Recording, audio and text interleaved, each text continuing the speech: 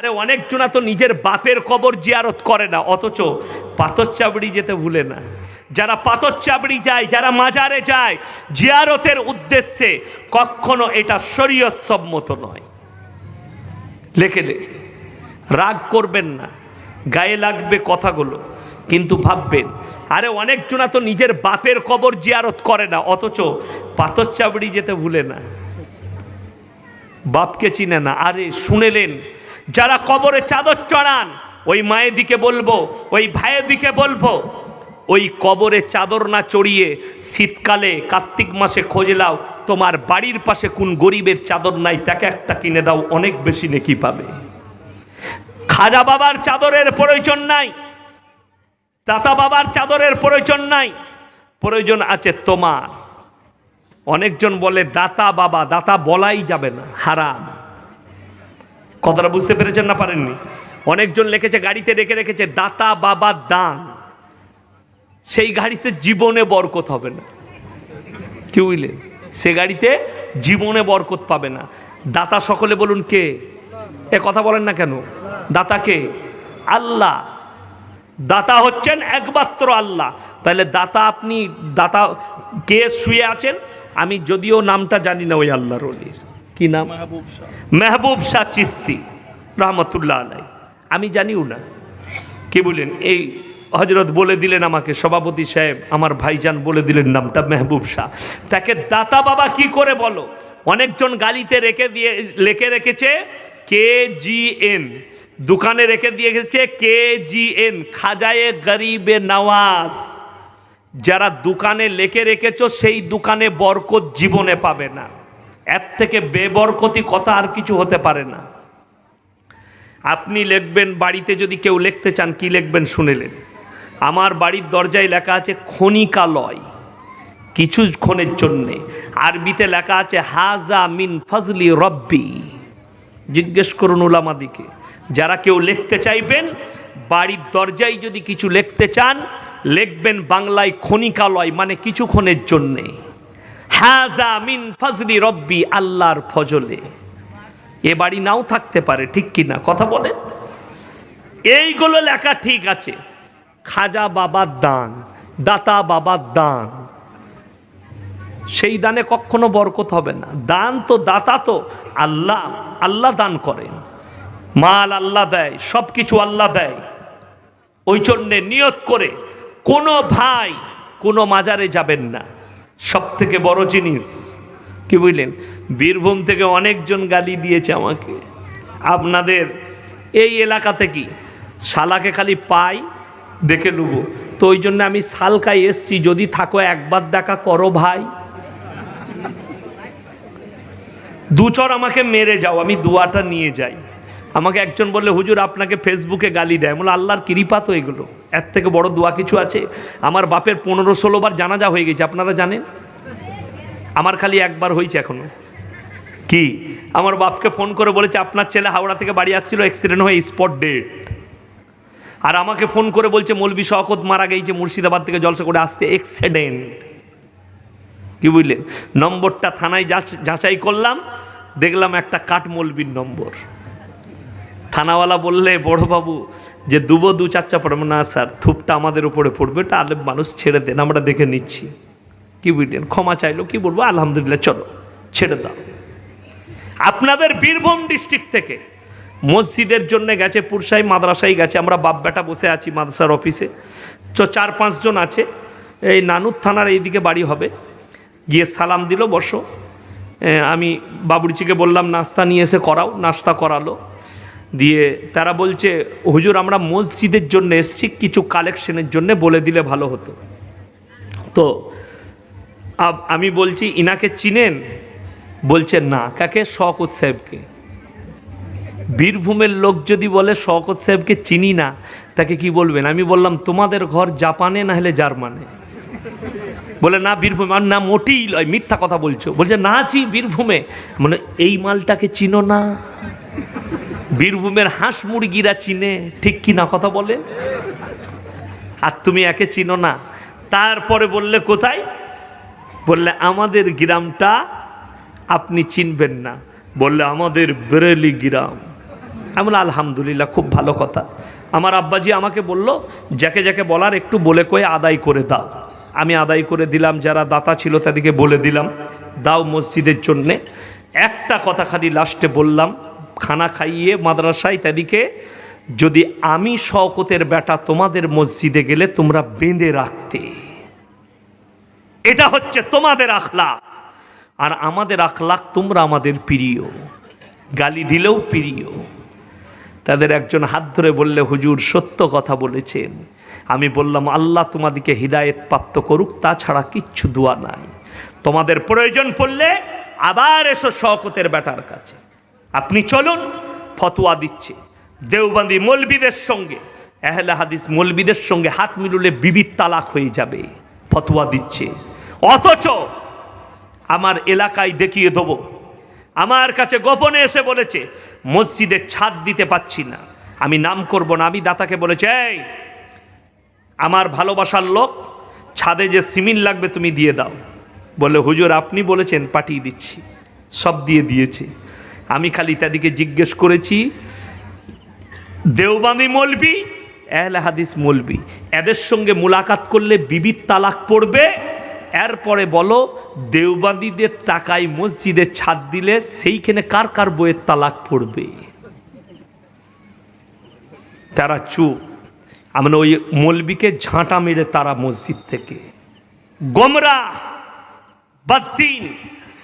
একটা আমাদের উলামার মুখ থেকে জীবনে এই ধরনের ফতোয়া শুনতে পাবে না, জীবনে আমরা দিতে পারবো না। কেন? তারাও আমার ভাই, মুমিন ভাই। আল্লাহ হিদায়েত দেখে এই দোয়া করব। আমরা কি বলি? আল্লাহ যারা শিরক বিদআতে ডুবে আছে, আল্লাহ তাদেরকে হিদায়েত দেখ। জোরে বলুন আল্লাহুম্মা আমিন। যারা কবর পুজোয় লেগে আছে, অনেকজন বলে কবর আবার পুজো করা হয়। হ্যাঁ, কবর পুজো লয়। একটা হিন্দু ভাই ঠাকুরের সামনে ফুল চড়ালে সেটা শিরিক হয়, আর তুমি কবরে ফুলের চাদর দিবে সেটা শিরিক নয়। একটা হিন্দু ভাই ঠাকুরের সামনে মাথাটাকে, তাকে তুমি কাফের ফতোয়া দাও, তাকে তুমি মুশরিক বলো, আর তুমি কবরের সামনে মাথা টেকবে, তুমি কি করে নবীর উম্মত হয়ে গেলে? তুমিও তো মুশরিক, আল্লাহ ছাড়া অপরের নামে সিজদা করছো। শুনেলেন? যে মায়েরা, যে বোনেরা ছাগলের আর মুরগির নিয়ত করেছো পাথর চাপড়িতে, দয়া করে মাল কটা আমার গাড়িতে চাপাও, আর সালকা মাদ্রাসায় কিছু দাও, দুই না বেলা ভাগ করে নিয়ে লি। মালগুলো ওখানে দাও না, মার খাবে, আমাদের তালবিলিমরা খেলে একটু দোয়া পাবে।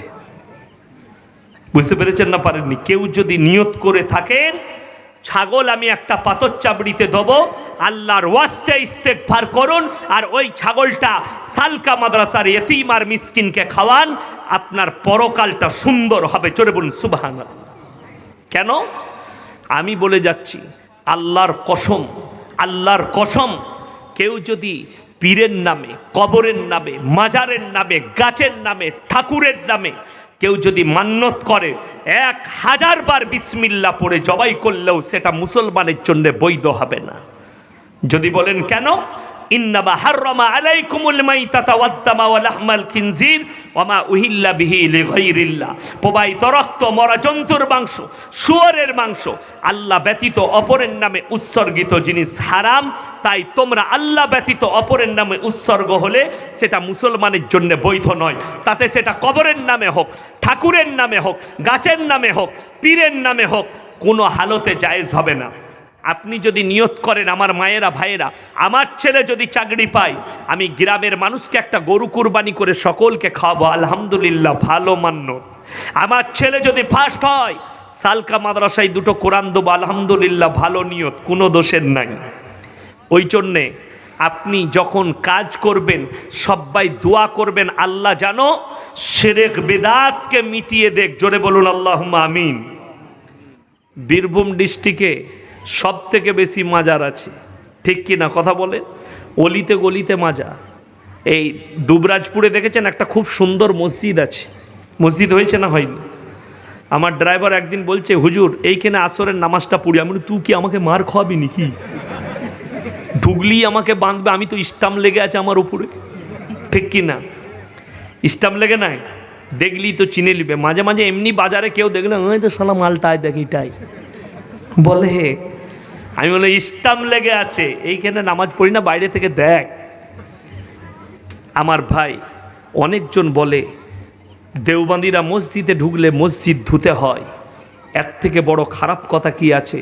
আর আমি তোমাকে দাওয়াত দিচ্ছি, এসো আমাদের মসজিদে প্রবেশ করো, নামাজ পড়ো, আলহামদুলিল্লাহ কোনো অসুবিধা নেই।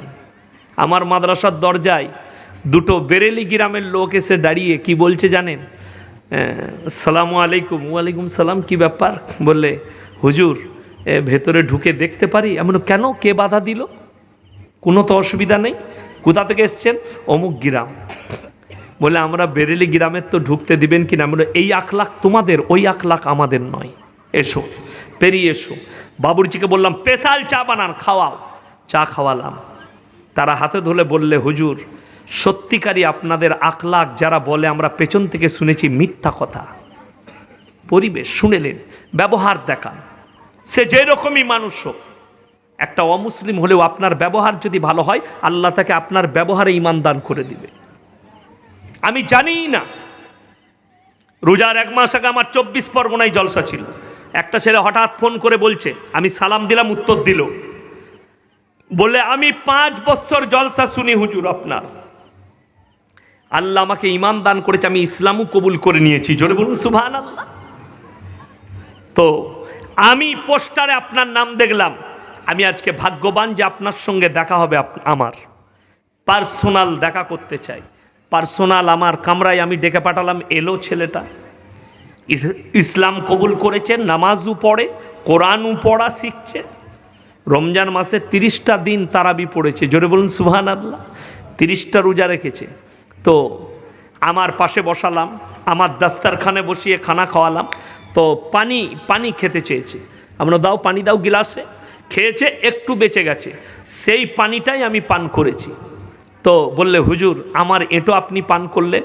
আমি বললাম এক মুসলমান আর এক মুসলমানের ভাই ভাই, এক মমিন আর এক মমিনের ভাই ভাই, হাদিসে আছে। তো তোমার এঁটোটা, তুমি মমিন, তোমার এঁটোটা আমার জন্য হারাম নয়। কি বলল জানেন?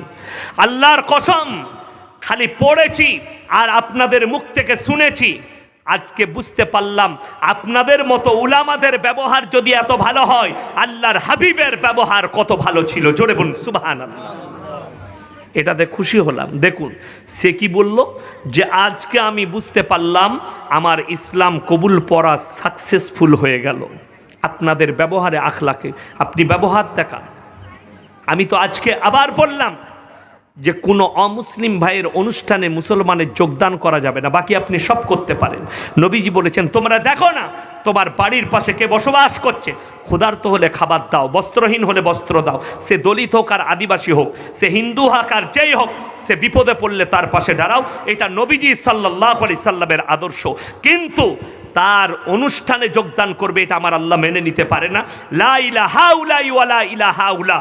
মুসলমান তোমরা দুটো নৌকায় পা দিও না, তোমার জন্য একটাই নৌকা যথেষ্ট। আপনি আলেমকে শ্রদ্ধা করুন, বড় আলেমের খিদমত করুন, দোষের নাই। কিন্তু বড় কষ্ট লাগে, এই বীরভূম ডিস্ট্রিক্টে আছে, আমি নাম করব না, আমার নামে কেস ঠুকতে পারে, এক হারামখোর আছে, মাদ্রাসার মুখ দেখেনি, যে কোনো থানায় আছে, মেয়েদিকে দিয়ে পা টিপা করায় এক কানা দাজ্জাল মাল আছে, পীর ভণ্ড, নিজেকে পীর বলে দাবি করে। এদের দ্বারা সমাজ ধ্বংস হচ্ছে। মেয়েদিকে দিয়ে পা টিপা করায়, পায়ের আঙুল চুষা করায়, কষ্ট এই জায়গায় লাগে। আমি জায়গার নাম করব না। এত বড় পীর ভক্ত, তার পীর সাহেব আসছে, নিজের বিবিকে বলছে, বড় লোক শিক্ষিত লোক, তোর কাপড়টা খুলে সিঁড়ি পর্যন্ত ছুঁড়ে দেয়, তুই ছায়া ব্লাউজে দাঁড়িয়ে থাক। এটা সত্য ঘটনা। নিজের বউকে ছায়া ব্লাউজে দাঁড় করিয়েছে আর বলে শাড়িটা খুলে সিঁড়িতে ছোড়, আমার পীর সিঁড়িতে চেপে আসবে, আর তার বউকে ছায়া ব্লাউজে দাঁড় করিয়েছে। এদের থেকে গুমরা আর কেউ হতে পারে? এদের থেকে বদ্দিন আর কেউ হতে পারে? আর এই হারামখোর পীররা তার বিবিকে দেখতে দেখতে চেপেছে। এদিকে লোকরা পীর বলে। আমাকে যদি বলেন কেউ যে হুজুর আমার বইয়ের সঙ্গে দেখা করুন, আমি জানবো এর থেকে বদ্দিন আর কেউ নেই, আমি ধুমকাই। তোমার বিবি আমার সঙ্গে কি দেখা করবে? চলো হাঁটো এখান থেকে। কখনো নয়। আমাদের মতো মৌলবিদিকে কোনোদিন দেখতে পাবে না। আজকে কষ্ট লাগে শুনেন, এই সমস্ত লোককে গুমরাকে যারা পীর ভেবে নেয়, এই জন্য আমাদের অনেক মায়েরা বিপদগ্রস্ত হয়ে আছে। আরে পীর যদি ধরতে হয় আমাদের মতো মৌলবিকে ধরো।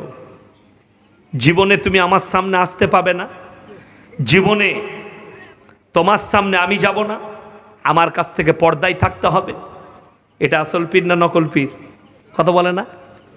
আমার কাছে এলে যদি বলো যে আপনাকে ভালোবাসি, নামাজি হয়ে যাও। আমাকে যদি ভালোবাসি, হালাল মাল খেতে শিখো, হালালের ওপরে চলো, সত্যর ওপরে চলো। আমাকে যদি ভালোবাসো, বদ্দিনীর ওপরে চলো না, আল্লাহর কাছে ফেড়ে পড়বে। আমার মতো বলবি তোমাকে আটকাতে যাব না। কোন মলবি শুনেলেন কোরআনে আছে, আতিহিম ইয়াউমাল কিয়ামাতি ফারদা, যেদিনে কিয়ামতের দিন হবে সবাই একা একা আল্লাহর সামনে হাজিরি দেবে, তোমার সঙ্গে কেউ থাকবে না। আপনি কি করে ভাবেন যে আমাদের মতো মলবিরা তোমাকে জান্নাতে নিয়ে যাবো, তুমি পাপ করে রেডি থাকবে আর তোমাকে জান্নাতে নিয়ে যাব? অত সহজ? মায়েরা, হাঁস মুরগি যদি বেশি হয় সালকা মাদ্রাসায় দুটো পাঠাবেন, কিন্তু মাজারে দিবেন না।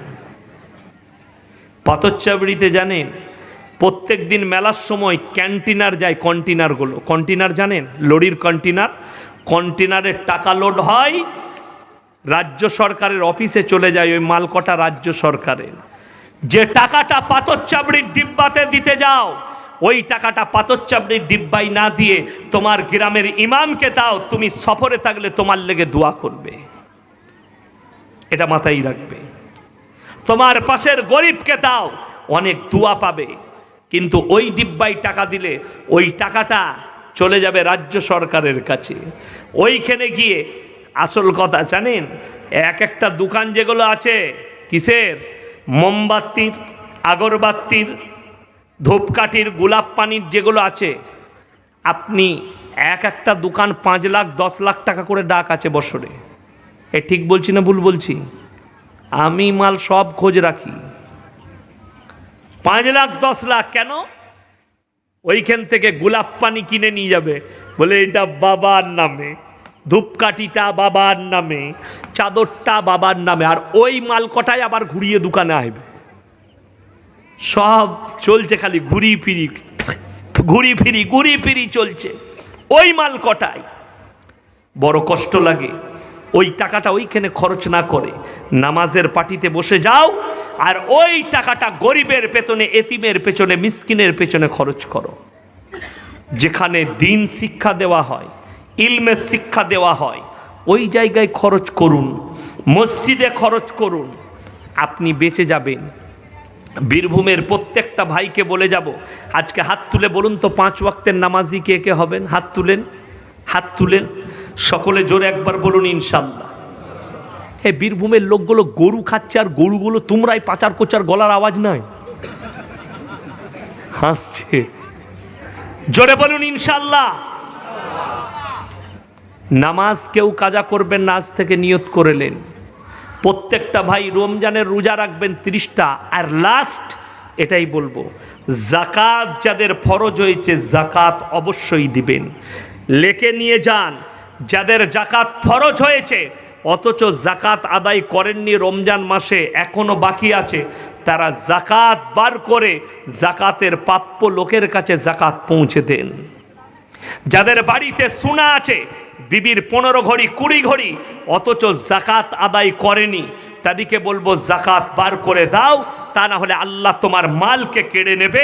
আর যারা জাকাত বার করবে না তারা লেখে নিয়ে যাও, তুমি যতই বলো হালাল মাল খাও, তুমি জাকাতের মাল খাচ্ছ, গরিবের মাল খাচ্ছ।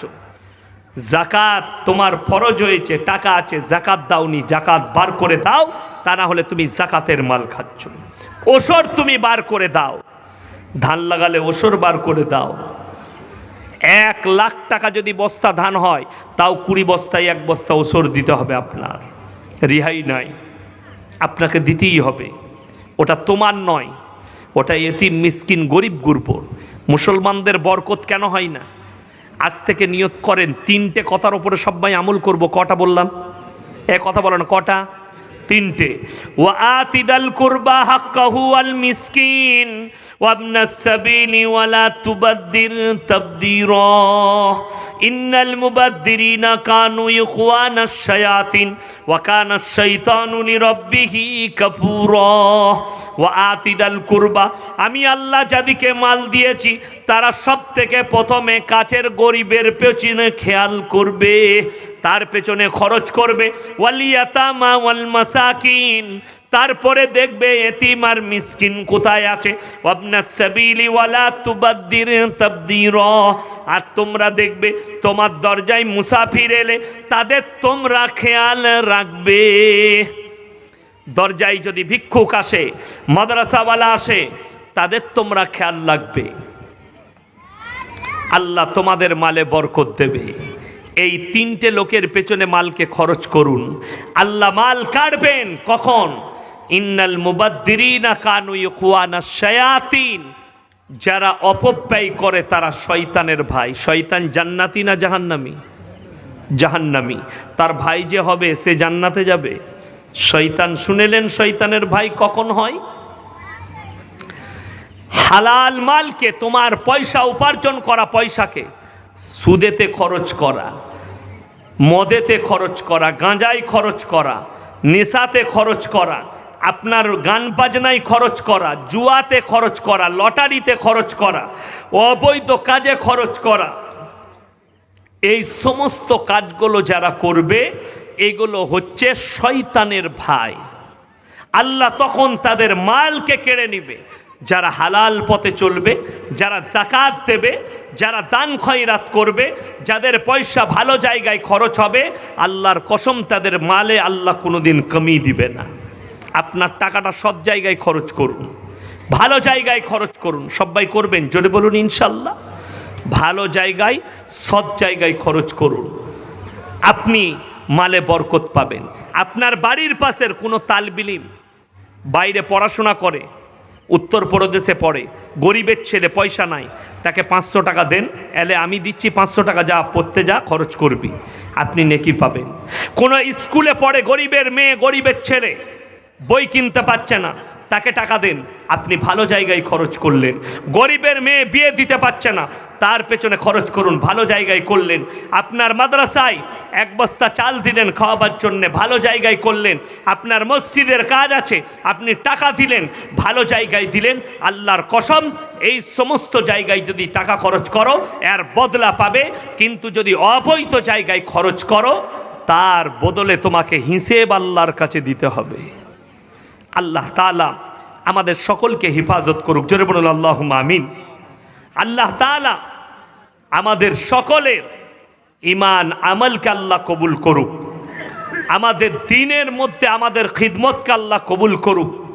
সবাইকে আমি অনুরোধ করব, প্রত্যেকটা ভাইকে উলামাদের টাচে সবাই থাকবো। জোরে বলুন ইনশাল্লাহ। আমাদিকে খালি 2টো কাজে আপনারা রেখেছেন, হলে আর মোলে। হয়েছে কানে আজান দিতে হবে, মরেছে জানাজা পড়তে হবে, বাকি বলে বাকি সব বুঝে লুব। জানেন, আরে বিয়ের দিন যদি ঠিক করেন, ছেলে মেয়ের একটা আলেমকে বস করিয়ে রাখেন সেই স্টেজে, সেই জায়গাতে একটা আলেমকে ডাকেন, তাতে আপনার ইমাম হোক, গ্রামের আপনার কাছের কোনো আলেম হোক, একজনকে বস করান। কেন? যদি বস করান ওই বিয়ের দিন থেকে, সেখানে অবৈধ কথা হবে না, অবৈধ কাজও হবে না।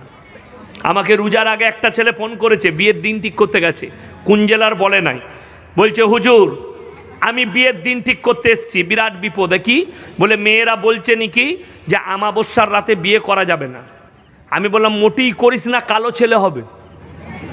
কি বলবো? তাছাড়া আল্লাহর কাছে প্রত্যেকটা রাত সমান, প্রত্যেকটা দিন সমান। তাকে বললাম ওদের কথা শুনিস না, ফেরে পড়ে যাবি। ওইগুলো হচ্ছে হাদিসুন নিসা, মেয়েদের হাদিস। যেমন মেয়েরা ফতোয়া দেয় বিয়ের দিন ঠিক করতে গেলে ডিম দিলে বিয়ে ভেঙে যাবে। আমি বলি আল্লাহ, ডিমের পাওয়ার এত কি করে হলো লো? বলছে ডিম দিলে বিয়ে ভেঙে যাবে। সালা ডিম, মুরগি পেড়েছে, মুরগি আল্লাহর সৃষ্টি, ডিম আল্লাহর, তাহলে এর পাওয়ার এত কি করে হলো? এগুলো হচ্ছে কপরি ভাষা, কুসংস্কার। শুধু তাই নয়, মেয়েদের ফতোয়া বিয়ের দেখাশোনা হলে জেলেবি দিতে নাই, প্যাঁচ লেগে যাবে।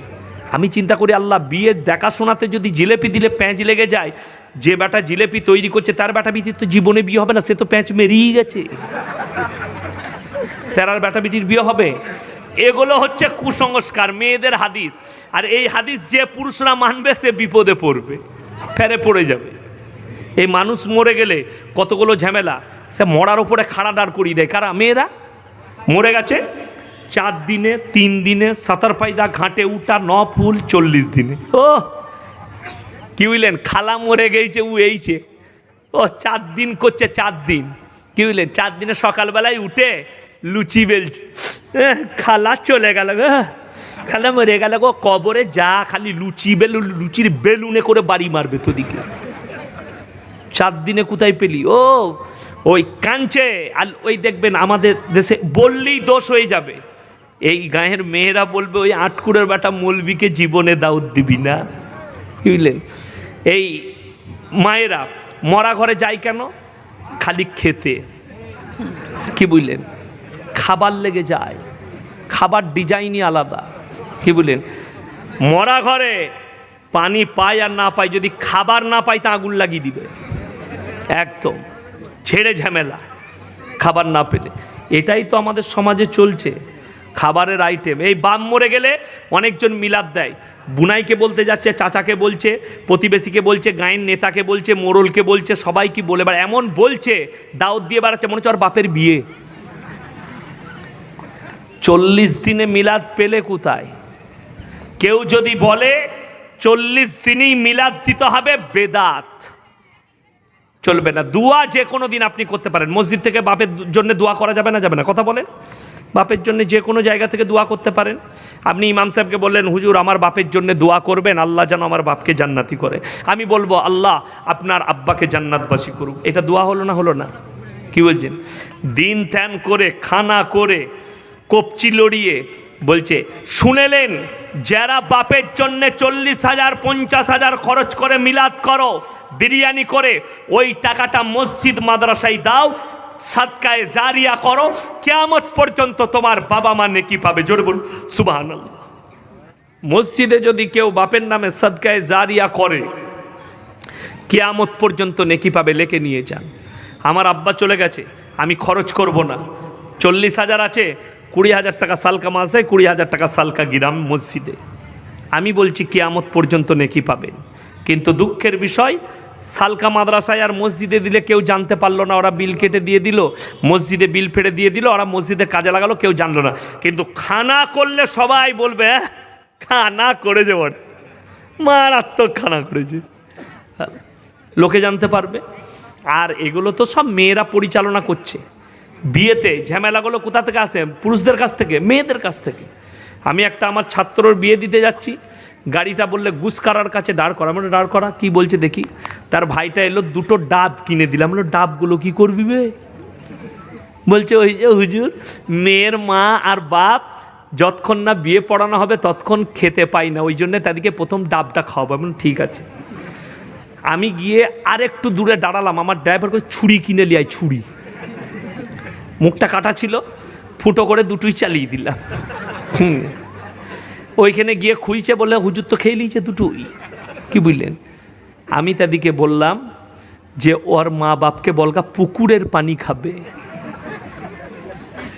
কোথায় পেলে? কেউ জানে না। বলে আমাদের বাপ দাদারা বলেছে, দাদিরা বলেছে।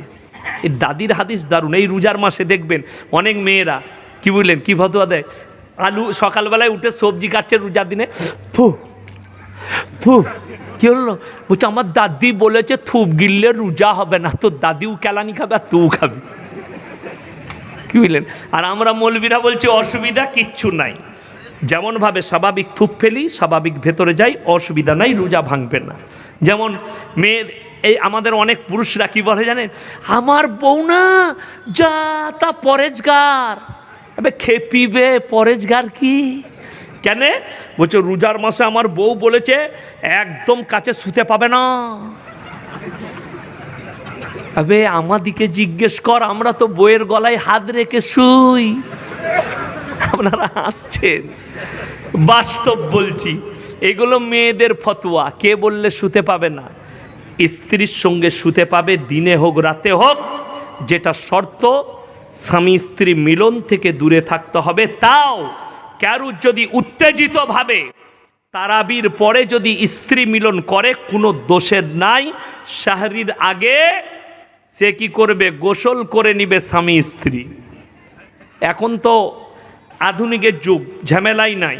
দেখবেন চুল শুকোনো মেশিন উঠেছে, যদি বলে হুজুর আমার স্ত্রীর চুল শুকোবো কী করে, মেয়েদের চুল ভিজে থাকবে শরীর খারাপ করবে, তো মেশিন কিনে লাও, মেশিনে চুল শুকোবে। অনেকজন মনে মনে ভাবছে শালা কালকেই কিনবো ইলেম বাজারে গিয়ে, তাই না? এ বাস্তব বলছি, আধুনিকের যুগ, অসুবিধা কিচ্ছু নাই, এতে পাপের কিছু নাই। আমি পাপের কথা বললাম না। শাহরির আগে আপনি গোসল করে নেবেন। যদি সময় না থাকে তখন উজু করে শাহরি খাবেন, তারপরে আপনি গোসল করবেন, আপনার রোজা হবে, কোনো অসুবিধা নেই। এটা হচ্ছে মাসলা। কিন্তু ওই যে বললাম, দিনকে আমরা কঠিন করে নিই, বিছানা আলাদা করবে, শুতে পাবে না। হ্যাঁ, আমরা ফেরে পড়ে যাই। অনেকজন ফোন করে জিজ্ঞেস করছে, আচ্ছা হুজুর, আচ্ছা রোজার মাসে বইয়ের কাছে শোয়া যাবে না? আমরা একদম লয়, তুই অন্য ঘর কেনগা। কি বলবো তাকে? সে বলছে